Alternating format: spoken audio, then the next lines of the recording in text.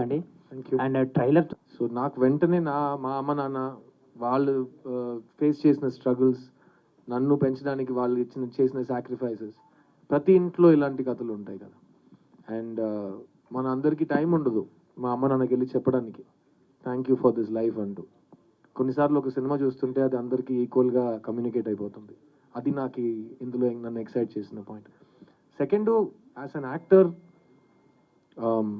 ఏ character ఇచ్చినా దానికి 100% justice చేయాలని మనం ట్రై చేస్తాం. కొన్ని సినిమాల్లో ప్రతి క్యారెక్టర్ ఆథర్ బ్యాక్ లా కనిపిస్తుంది మీకు. సో ఈ సినిమాలో స్టేజ్లో కూర్చున్న ప్రతి ఆర్టిస్ట్ వాళ్ళకి చెప్పిన కథలో వాళ్ళ క్యారెక్టర్ వాళ్ళకి చాలా నచ్చి ఉంటుంది. ఎందుకంటే ఇట్స్ వెరీ రియల్. అండ్ ఎక్కడ ఒక్క షాట్ కోసం కూడా సీన్ని వదిలేసి సడన్గా వేరే మూడ్కి వెళ్దాం, వేరే జానర్కి వెళ్దాం, అది కాకుండా ఇట్స్ జస్ట్ రియల్ ఫ్యామిలీని చూసినట్టు అనిపించింది నాకు స్క్రిప్ట్ చదివినప్పుడు. అండ్ సినిమా షూట్ చేసినప్పుడు అది ఇంకా పర్మనెంట్ అయిపోయినట్టుంది నాకు. తర్వాత డబ్బింగ్ చేసినప్పుడు ఇంకా. So for me I'm seeing a family. And I love making films about common people. నాకు కామన్ మ్యాన్లో ఉన్న స్ట్రెంగ్తే హీరోయిజం అనిపిస్తుంది చిన్నప్పటి నుంచి. అది మనం స్క్రీన్ హీరోయిజంతో ఎప్పుడు వీ కాంట్ కంపేర్ ఇట్. ఎందుకంటే one is fantasy, one is real. So real లైఫ్లో జరిగే హీరోయిజం అంటే నాకు చాలా ఇష్టం. ఆ హీరోయిజం జరుగుతున్నప్పుడు మన హీరో అని మనకు అనిపించదు, ఎవరు మనకు చెప్పరు. 5 years తర్వాత, 10 years తర్వాత, సమ్టైమ్స్ మనం చనిపోయిన తర్వాత చెప్తారు. అది నాకు చాలా ఇష్టం. So that's what I liked about this script. Siddhartha గారు, ఏ వచ్చిన తర్వాత రెండు విషయాలు అండి. ఫస్ట్ ఆఫ్ ఆల్, ఒక సినిమా రిలీజ్ ముందు ఒక క్యారెక్టర్ని క్రియేట్ చేయడానికి ఒక యాక్టర్ ఎంత కష్టపడ్డాడు అనేది ఆడియన్స్కి టోటలీ అనవసరం. ఎందుకంటే ఇప్పుడు అందరికీ అన్నీ తెలిసిపోయినాయి. ఎందుకంటే అందరూ ఫిల్మ్ మేకర్స్ అయిపోయారు. Audience is also film making కదా. వాళ్ళు షూట్ చేస్తున్నారు, వాళ్ళు ఎడిట్ చేస్తున్నారు, వాళ్ళు టైటిల్ వేస్తున్నారు, అందరికీ సౌండ్ మిక్సింగ్ గురించి తెలిసిపోయింది, అందరికీ అన్నీ తెలుసు. నా జాబ్ ఏంటంటే శ్రీ గణేష్ ఒక ప్రభు అనే క్యారెక్టర్ని ఈ వయసు నుంచి ఈ వయసు దాకా తీసుకెళ్ళాడు. అతనికి సాటిస్ఫాక్షన్ వచ్చే వరకు నేను ఆ క్యారెక్టర్గా బతకాలి, జీవించాలి. My entire effort was to make Prabhu real. అది మేము ఏఐ చేసామా లేకపోతే హార్డ్ వర్క్ చేసామా అంటే, ఈ ఫస్ట్ పార్ట్ నాకు ఏఐ అంటే నేను ఇప్పుడు ఇంకా వాడలేదు. నాకు నా శ్రమ, నాకు నా కృషి, నాకు నా తపన తెలుసు. సో ఫస్ట్ ఆఫ్ ఆల్ ఈరోజు మీరు సిద్ధుని ఒక స్కూల్ యూనిఫామ్లో చూసి నాకు నచ్చింది, నేను ఇష్టపడుతున్నాను మీరు చెప్పడం నాకు ఎంత పెద్ద మాట అని మీకు తెలియదు. ఎందుకంటే నేను 1.5 years నుంచి ఈ కళ కంటున్నాను. అది ఎలా మీరు రిసీవ్ చేస్తారని నేను ఈ రోజు వరకు వెయిట్ చేస్తున్నాను. సో నన్ను ఒక కుర్రోడుగా, ఒక బబ్లీ పక్కింటి అబ్బాయిగా చూసి ఒక స్టార్ చేసిన ప్రేక్షకులు మళ్ళీ వాళ్ళ సిద్ధుని స్కూల్ యూనిఫామ్లో చూసి ఎలా రియాక్ట్ అవుతారని నేను వెయిట్ చేస్తున్నాను. సో అది ఇంకా నేను 4th of July దాకా వెయిట్ చేయాలి. ఎందుకంటే అందరూ చూస్తారు కదా సినిమాని.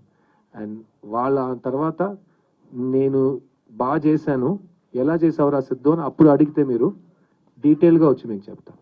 All the best. సిద్ధు గారు, మీరు మెసేజ్ ప్రొడ్యూసర్ కానీ, డిస్ట్రిబ్యూటర్ కానీ, ఎగ్జిబ్యూటర్ కానీ, ఓకే, అలా మీకు అనిపిస్తే నేనేం చేయలేనండి.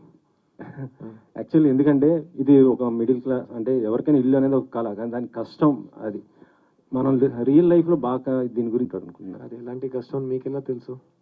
సినిమా వచ్చి చూడండి. సినిమా ఇప్పుడు మీరు ఆ కష్టం మీరు భరించగలరా అని మీరు థియేటర్లోనే చూస్తారు కదా. ఇప్పుడే మీరు అది అంత రిస్క్ ఏం కాదు, హ్యాపీగా రావచ్చు, పర్లేదు. మ్యాక్సిమం ఏంటి, మహా అయితే మీకు నచ్చదు అంతే కదా, పర్లేదు, అంతే ఏం బాధపడరు మీరు, పర్లేదు, డోంట్ వరీ. అంత ట్రాజడీ సినిమా కదా, చాలా హ్యాపీ హోప్ఫుల్ సినిమా అది. సిద్ధార్థ్ గారు, అంటే ట్రైలర్లో వరదలు వచ్చి మేము చూసాం డెవస్టేషన్ ఏమవుతుందో. అందులో మనకు అన్నీ ఉన్నాయి. ఇంట్లో మంచి ప్లంబింగ్ ఉంది, ఇంట్లో సెక్యూరిటీ ఉన్నాడు, అందరూ వచ్చి ఆ వాటర్ని బయట పంపించేంత ప్లంబర్స్ వస్తారు, మున్సిపాలిటీ నుంచి వస్తారు. అలాంటి ఫెసిలిటీస్ లేని వాళ్ళు ఏం చేస్తుంటారు అని ఆలోచిస్తేనే భయం వేస్తుంది. నాకు 2015లో నాకు ఫ్లడ్ ఎక్స్పీరియన్స్ కొంచెం ఉంది, చెన్నైలో ఫ్లడ్స్ వచ్చినప్పుడు. సో అలాంటప్పుడు ఈ సీన్ శ్రీ గణేష్ పెట్టినప్పుడు మేము అందరూ ఇదే ఫీల్ అయ్యాం. షూటింగ్ చేస్తున్నప్పుడే మనకి ఇలా ఉంటే, నాకు ఒక సైక్లోన్ తర్వాత చెప్పాను, ఆంధ్రాలో జరిగిన సైక్లోన్ అప్పుడు హుడ్ అనుకుంటా, హుద్ అనుకుంటా. At the time Hudhud సైక్లోన్లో suffer అయిన వాళ్ళ లైఫ్ మళ్ళీ ఫ్రెష్గా స్టార్ట్ చేయడానికి 25 to 35 years పడతాయంట. మొత్తం అంతా పోయింది కదా, డిలీట్, కెనాట్ బ్యాకప్, మొత్తం పోయింది. సో అలా అది మేము షూట్ చేస్తున్నప్పుడు we all experience whoever is lived in Chennai whoever is lived in any of the coastal towns in Andhra and has experienced it. So అది it really taught us that you don't know what tomorrow will bring. So ఆ రోజు ఉన్న హ్యాపీనెస్ని మనం తీసుకోవాలని ఒక positive message ఆ scene shoot చేస్తున్నప్పుడు మాకు అనిపించింది. భయ్య సిద్ధు భయ్య, మీ కెరీర్లో మీరు పెద్ద పెద్ద స్టార్ డైరెక్టర్లతో చేశారు, పాన్ ఇండియా సినిమాలు కూడా చేశారు, మళ్ళీ చిన్న చిన్న సినిమాలు మిడిల్ క్లాస్ ఫిల్మ్స్ చేస్తుంటారు. ప్లస్ జనరల్గా ఇవాళ రేపు వచ్చే జనరేషన్ హీరోస్ కానీ లేకపోతే ఇప్పుడున్న ట్రెండ్లో కానీ ఒక బ్లాక్ బస్టర్ తర్వాత దానికి మించిన బ్లాక్ బస్టర్ చేయాలని, దానికి మించిన బడ్జెట్ ఖర్చు పెట్టించే సినిమాలు చేయాలని, సూపర్ హీరోస్ సినిమాలు చేయాలని, సూపర్ న్యాచురల్ సినిమాలు చేయాలని అందరూ అనుకుంటుంటే మీరు ఇలా చేయడంలో ఏంటి మీ ఇంట్రెస్ట్? సార్ 20 years బ్యాక్ నేను బొమ్మరిలోని సినిమా తీశాను సార్. ఆ సినిమా 1 year ఆడింది. ఆ సినిమాకి ఒక 30-40 స్టేజ్ ఫంక్షన్స్ జరిగి ఉంటాయి. అందులో ఒక పెద్ద మనిషి, చాలా పెద్ద ఆయన 2 స్టేజ్లో వచ్చి ఇలాంటి చిన్న సినిమాలు గెలవాలన్నారు. నేను స్టేజ్లో మైక్ పెట్టుకుని నా సినిమాని మీరు ఎలా చిన్న సినిమా అంటారు అన్నాను.